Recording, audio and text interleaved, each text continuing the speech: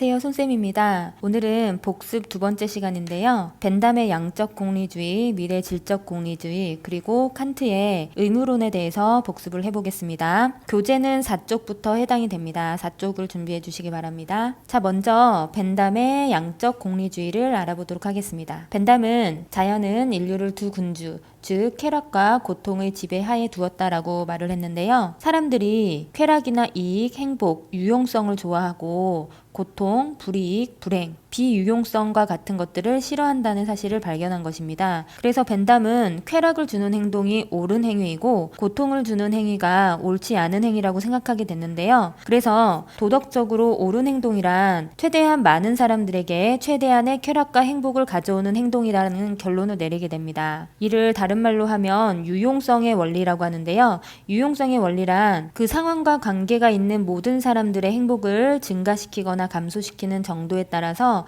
행동의 도덕성을 판단하는 것을 말합니다. 즉, 옳은 행동이란 관련된 사람들의 행복을 증진시키는 행위를 말하고요. 옳지 못한 행위는 관련된 사람들의 행복을 혹은 쾌락을 그리고 이익을 감소시키는 행위를 말한다는 것입니다. 그런데 우리는 최대 다수의 최대 행복, 즉 유용성을 가져다주는 행위를 어떻게 알 수 있을까요? 벤담은 이에 대해서 쾌락과 고통은 수량화할 수 있고 계산될 수 있다라고 보았는데요. 즉 모든 쾌락은 질적으로는 동일하고요. 양적으로만 차이가 난다고 본 거예요.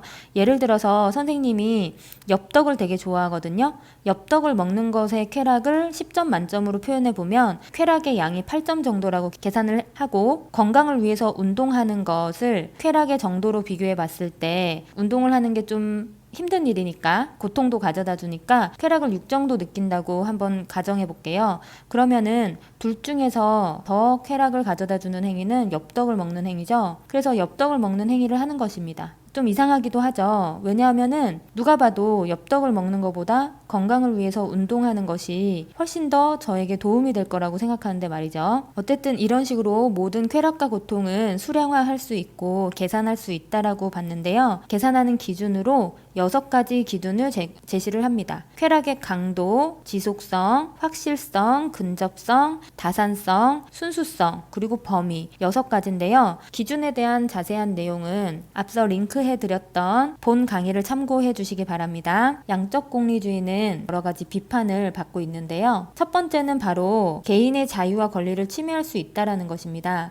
선생님이 본 영상에서 설국열차의 예시를 들었었죠. 다수의 이익과 행복을 위해서 소수가 희생될 수 있다라는 단점이 있는 것입니다. 그리고 두 번째, 촌다이크의 연구도 본 강의에서 선생님이 얘기했었는데요. 벤담은 모든 쾌락을 질적으로 동일한 것을 관주함으로써 쾌락을 단순화했다라는 비판을 받습니다. 우리가 느끼는 쾌락이나 행복은 양적인 차이뿐만 아니라 질적인 차이도 존재하는데 그것을 간과했다는 것입니다. 이러한 비판에서 등장한 것이 바로 미래 질적 공리주의인데요. 벤담의 양적 공리주의에 대한 비판이 거세지자 공리주의를 계승한 밀이 벤담의 이론을 보완하고자 내세운 것이 바로 질적 공리주의입니다. 밀에 따르면 쾌락에는 양적인 차이뿐만 아니라 질적인 차이가 존재한다라고 합니다. 그래서 우리는 어떤 쾌락은 다른 쾌락보다 수준이 높은 쾌락이라는 것을 알 수 있는데요. 여러분들이 엽떡과 건강을 위해 운동하는 것 사이에 건강을 위해 운동하는 것이 더 낫다라고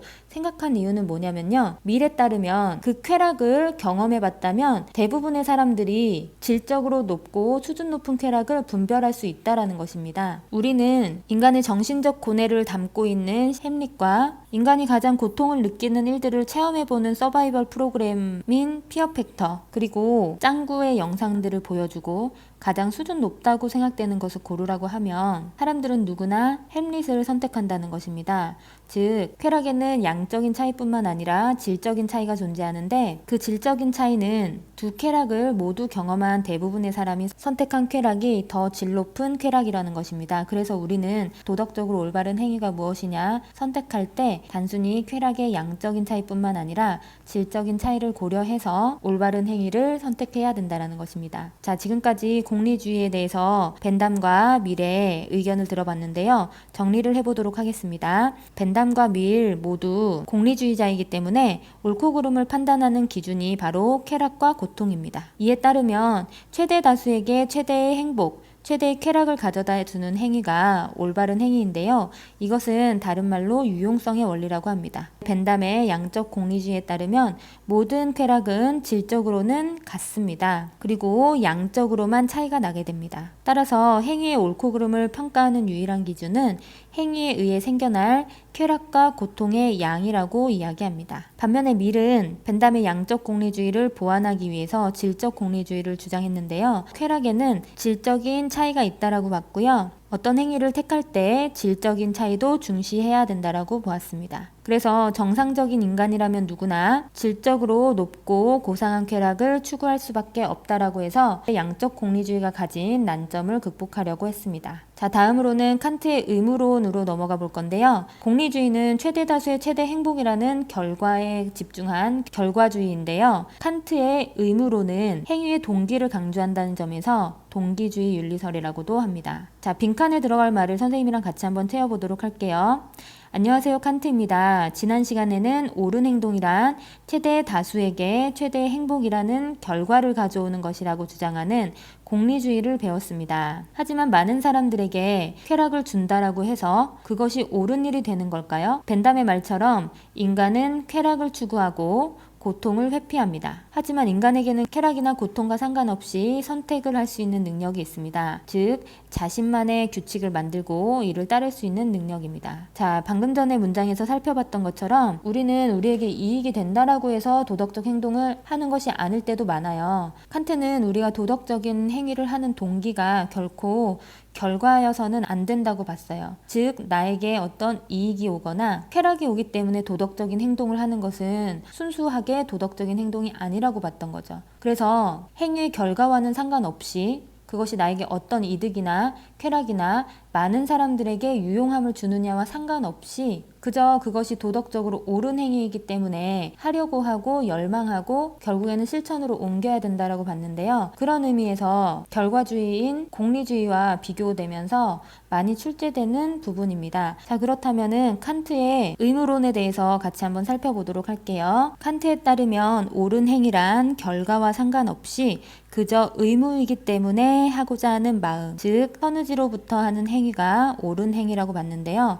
이 선의지는 쉽게 말하면 선에 대한 열망을 말해요. 정말 이것이 선이기 때문에 그 자체로 올바르기 때문에 내가 하고 싶다라는 이 마음을 말하는데요. 칸트에 따르면 선한 행동을 하고자 하는 열망과 의지를 지니고 한 행동만이 진정으로 도덕적이다라고 하는 거죠. 우리가 어떤 행위를 함으로 인해서 뿌듯함을 느끼거나 아니면은 어떤 이익을 얻기 위해서 선한 행동을 했다면 그거는 전부 다 나의 이익과 쾌락, 유용성이라는 결과를 고려하고서 한 행동이잖아요. 그렇게 어떤 좋은 결과를 위해서 도덕적인 행동을 하는 사람이라면 만약에 좋은 결과가 예측되지 않는다면 언제든지 도덕적 행동을 저버릴 수 있다라고 본 것입니다. 인간의 도덕성과 도덕적인 행위를 그렇게 상대적이고 변화무쌍한 것으로 보고 싶지 않았던 거예요. 그래서 우리가 옳고 그름을 판단할 때에는요, 감정에 휘둘리면 안 되고 이성을 발휘해야 한다라고 보았어요. 냉철한 이성을 통해서 그것이 선한 행동인지 판단하고 나면 그것이 단지 선하기 때문에 우리의 도덕적인 의무이기 때문에 행해야 된다라는 것입니다. 이렇게 우리가 이성을 통해서 선한 행동을 판단하고 그것을 선의지를 가지고 실천할 수 있는 이유는요,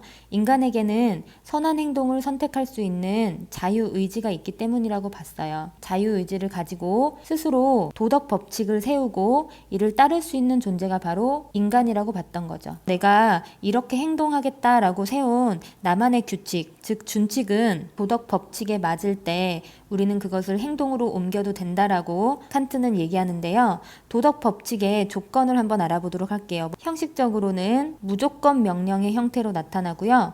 이를 정언 명령이라고 합니다. 내가 세운 준칙은 언제나 보편적으로 적용할 수 있어야 됩니다. 그리고 내가 세운 준칙과 관련된 모든 사람들을 수단으로 대하지 않고 목적으로 대하는지 살펴봐야 됩니다.